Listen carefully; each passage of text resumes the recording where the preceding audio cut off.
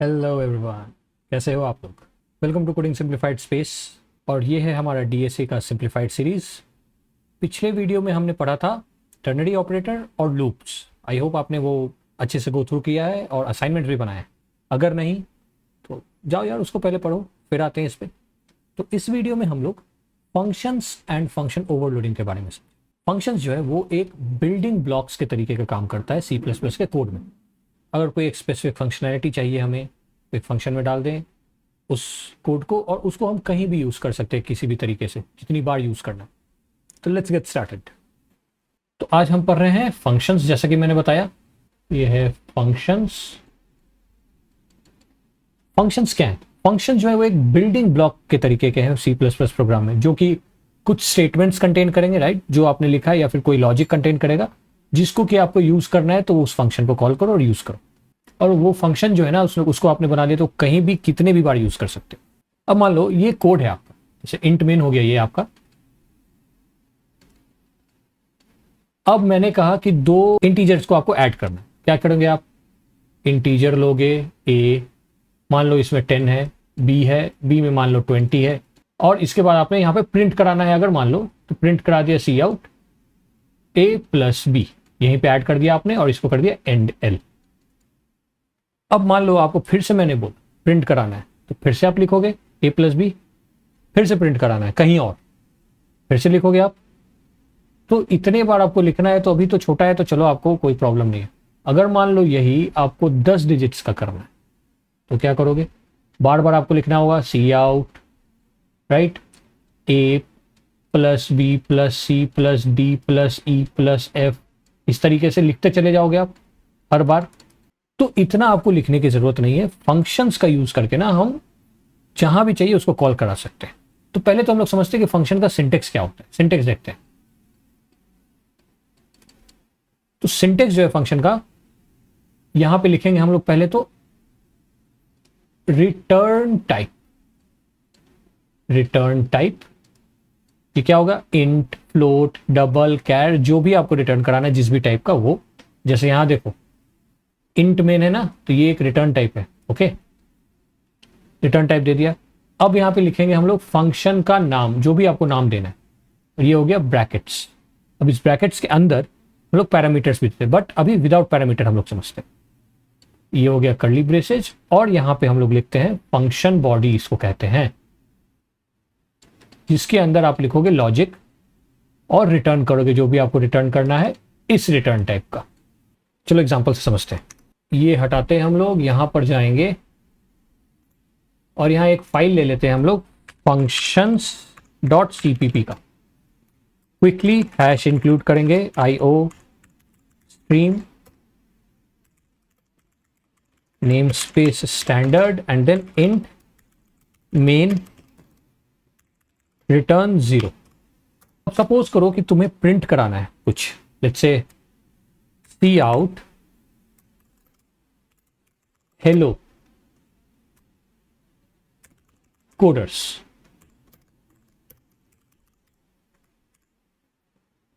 और यहां पे मैंने कैपिटल लेटर दिया है, तो ये रॉन्ग है, ये आपको प्रिंट कराना है।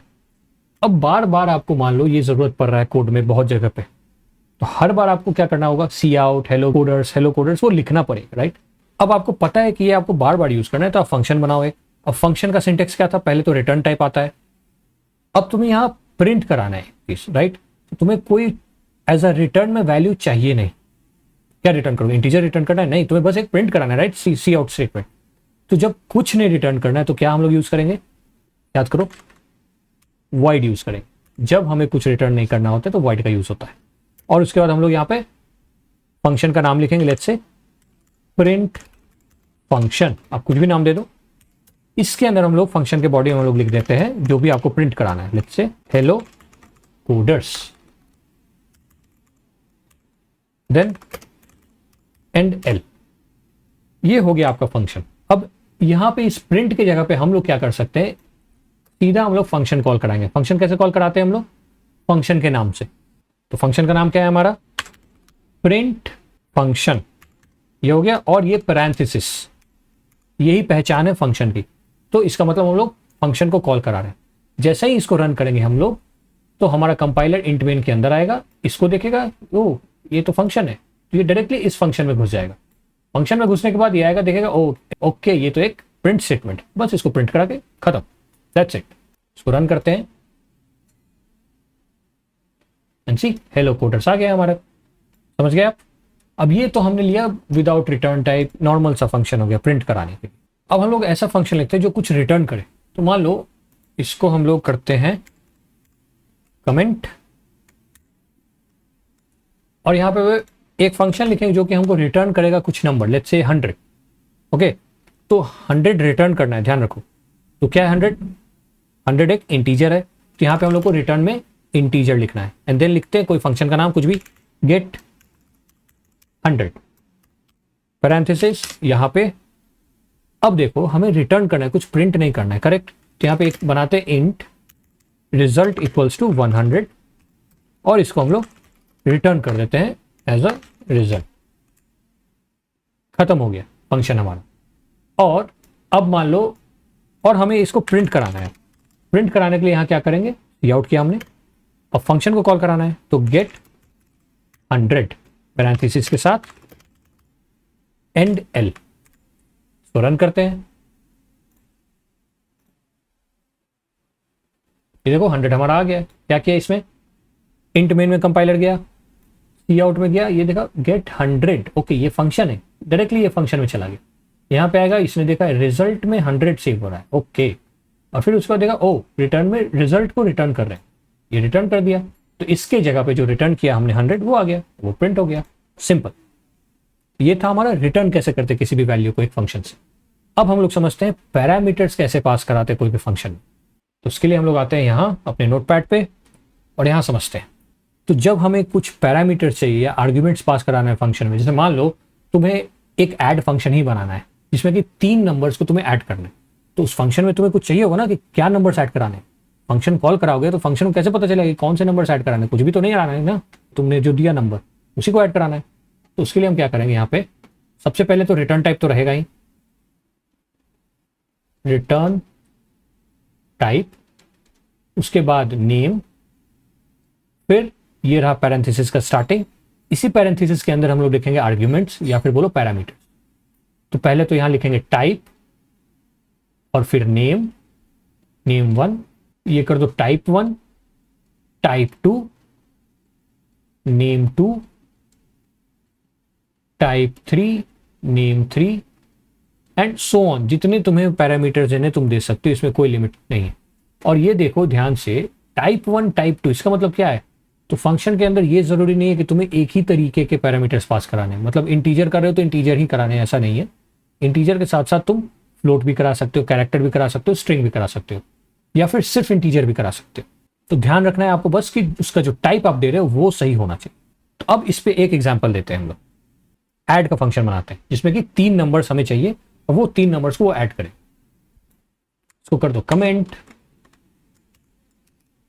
यहां पे हमें चाहिए ऐड इंटीजर्स, राइट। तो क्या करेंगे हम लोग, रिटर्न टाइप क्या हो जाएगा, integer, int let's say add. और ऐड क्या कराना है तुम्हें, मान लो तुम्हें 3 इंटीजर्स को ही ऐड कराना, तो यहां पे सिर्फ लिख दो int, right, A comma int B comma int C. अब यहां पे क्या करना है आपको, यहां पे आप या तो इस तरीके से कर सकते हो, int sum equals to A plus B plus C and then return sum, या फिर directly return A plus B plus C भी कर सकते हो, जो भी आपको।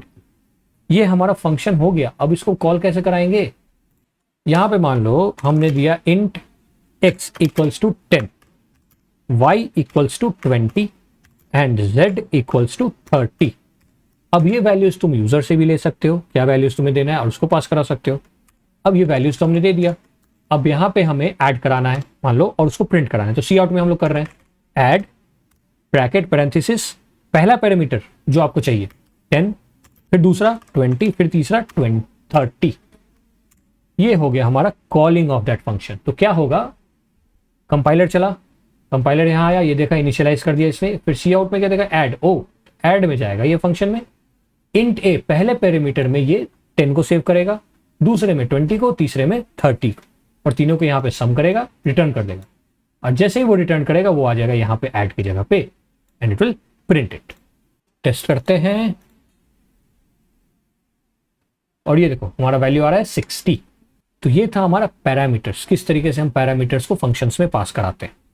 तो हमने बेसिक चीजें फंक्शंस की समझ ली। फंक्शन का सिंटेक्स किस तरीके का होता है, फंक्शन में रिटर्न टाइप्स होते हैं, फिर फंक्शन के अंदर हम लोग पैरामीटर्स कैसे पास कराते हैं। पैरामीटर्स भी डिफरेंट डिफरेंट टाइप्स के होते हैं, वो अभी हम नहीं सीखेंगे। दो तरीके के कॉल्स होते हैं, call by value, call by reference, वो हम लोग सीखेंगे आगे के वीडियोस में। अभी हम लोग एक और चीज सीखते हैं। अब तुम्हें ध्यान रखना कि हमने जब भी कोड लिखा है तो हमने फंक्शन को हमेशा ऊपर लिखा है मेन के, करेक्ट। क्या होगा अगर ये यहां से हटाकर यहां पे डाल, ये रन करेगा क्या? टेस्ट करते हैं। ये क्या आ गया? Error, use of undeclared identifier add. इसका मतलब क्या हुआ? इसका मतलब ये कंपाइलर को पता ही नहीं है कि ये ऐड क्या है, उसको नहीं पता चला, क्योंकि कंपाइलर तो लाइन बाय लाइन आएगा, करेक्ट। मेन में आया, यहां गया, फिर इसमें आया, ऐड देखा, तो पीछे तो मुझे कुछ याद नहीं आ रहा। ऐड नाम का कोई फंक्शन था तो उसने एरर फेंक दिया, जबकि हमने डिफाइन कर रखा है यहाँ बाद में। तो बाद में तो गया नहीं है ना कंपाइलर, यहाँ आया ही नहीं है। इसीलिए या तो हम लोग पूरा का पूरा फंक्शन को लिखते हैं मेन के पहले, या फिर हम लोग डिक्लेयर करते हैं फंक्शन को मेन के ऊपर कि भाई सुनो, एक ऐड नाम का फंक्शन तुम्हारे पास है, ओके। तुम ये नहीं बोलना कि मुझे नहीं मिला है, तुम्हें मिले। तो इसीलिए उसमें क्या करते हैं हम लोग, डिक्लेयर करने के लिए ऊपर इंट ऐड, और यहां पे कर देते हैं int A comma int B comma int C. ये हो गया हमारा डिक्लेरेशन। तो अब कंपाइलर यहां आएगा, पहले देखेगा int add int A B C. अच्छा, 3 पैरामीटर्स वाला एक फंक्शन है इंट ऐड, ठीक है, मैंने याद कर लिया। उसके बाद मेन में आया, फिर देखा यहाँ पे ऐड, ओ यस, एक हमने देखा था ऐड 3 पैरामीटर्स वाला फंक्शन, ओके। इसका मतलब ये बाद में हमें मिलेगा जरूर, और फिर वो बाद में जाएगा तो देखेगा ओके आई गॉट दैट। अब ये यहां से ये करके इसको रिटर्न कर दे। अब इसको टेस्ट करते हैं। See we are getting the answer as 60। समझ में आया? तो ये आपको ध्यान रखने की बहुत ही जरूरत है। इसको हम लोग फॉरवर्ड डिक्लेरेशन भी बोलते हैं। अब एक और चीज हम लोग इसमें समझते हैं, that is called default arguments. यहां पे हमने पेस्ट कर दिया। तब डिफॉल्ट आर्ग्यूमेंट्स क्या होता है कि अगर मान लो यहाँ पे 3 वेरिएबल्स हमने दे रखा है, 3 वैल्यूज हमें ऐड कराने। अब यहां से मैंने मान लो मेरा मन, मैंने 2 ही वेरिएबल दिए, मेरा मन, तो ये तो चलेगा नहीं, ये तो एरर देगा। अब इसको टेस्ट करोगे तो ऑब्वियसली एरर देगा कि भाई क्या कर रहे हो, 3 पैरामीटर चाहिए।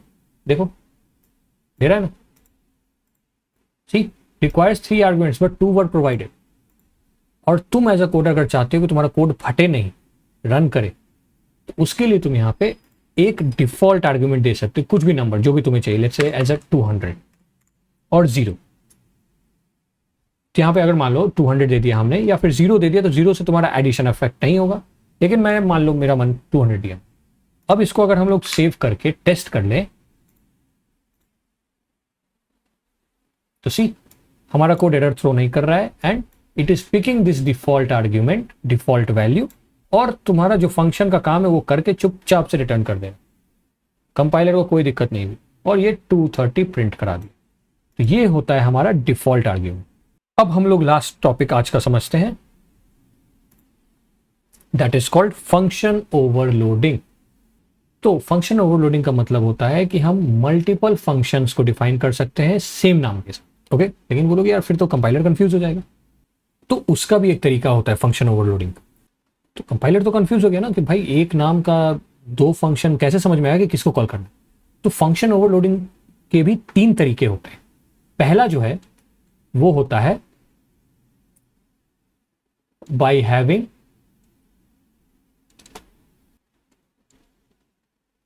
डिफरेंट नंबर ऑफ पैरामीटर्स, वही जो हम लोग पास कराते हैं ना वो। दूसरा होता है डिफरेंट टाइप्स ऑफ पैरामीटर। मान लो पहले में हमने इंट के पैरामीटर्स रखे, दूसरे में फ्लोट के रखे। और तीसरा जो है वो होता है बाय हैविंग बोथ, मतलब different number and types of parameter. अब इसको क्विकली हम लोग समझते हैं कोड से। अब यही कोड लेते हैं, यहां से हम ऐड से ही सीखेंगे। यहां से डिफॉल्ट हटा दिया हमने।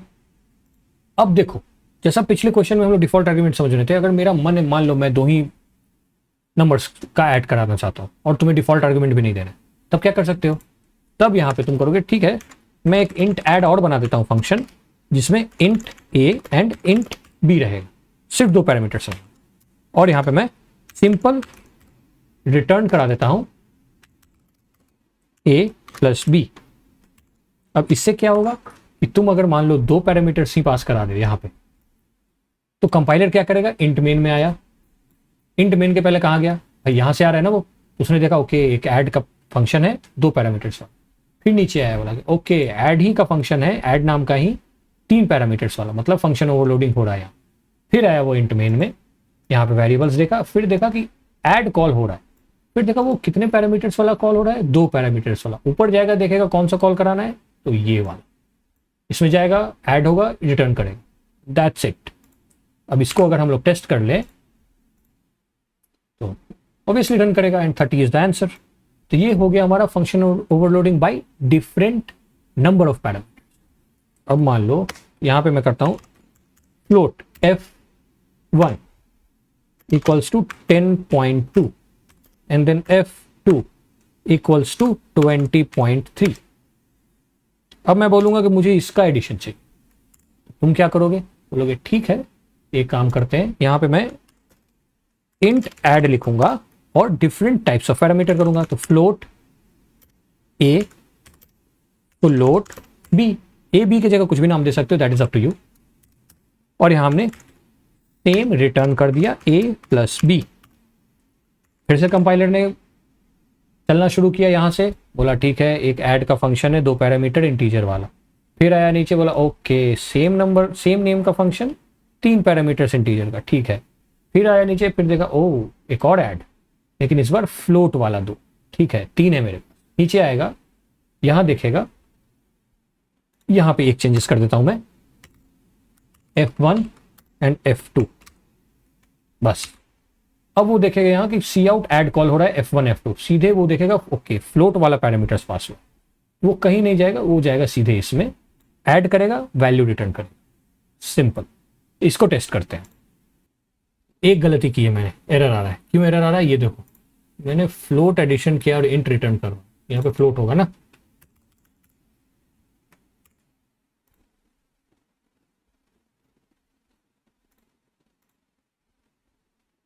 And see we are getting 30.3। एक चीज आप ध्यान रखना, अगर हम रिटर्न टाइप को चेंज करते हैं that does not qualify as a function overloading. अगर तुम्हारे पास 2 फंक्शन है और तुम सिर्फ रिटर्न टाइप चेंज कर रहे हो, दैट वोंट वर्क। तुम्हें कुछ ना कुछ और चेंज करना होगा, या तो डिफरेंट नंबर ऑफ पैरामीटर्स या तो डिफरेंट टाइप ऑफ पैरामीटर, तब ही वो फंक्शन ओवरलोडिंग में क्वालिफाई करेगा। ये आपको ध्यान रखना है।